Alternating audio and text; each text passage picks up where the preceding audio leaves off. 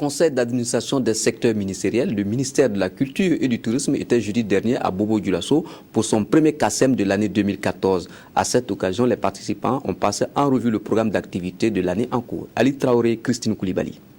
Économie de la culture et du tourisme, enjeux et perspectives, c'est sous ce thème que s'est tenu ce premier conseil d'administration du secteur ministériel CACEM de la culture et du tourisme. Au terme de 2 jours d'échange, les participants ont adopté le programme d'activité de l'année en cours.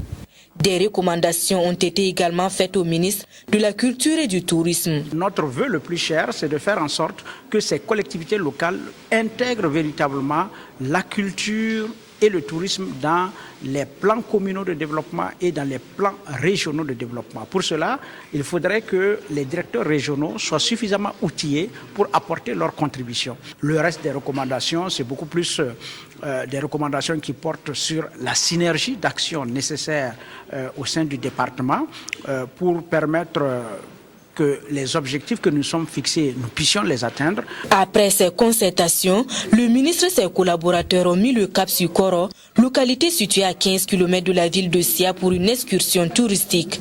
Ici, Baba Ama a été émerveillé par les potentialités touristiques et culturelles dont regorge ce village perché sur les rochers. Koro a été rendu célèbre par un film, Tasuma, de Kolo Sanou. Pouvoir habiter au-dessus des collines, parmi les rochers, cela dénote des savoir-faire. En plus de ce patrimoine, je dirais, culturel, il y a aussi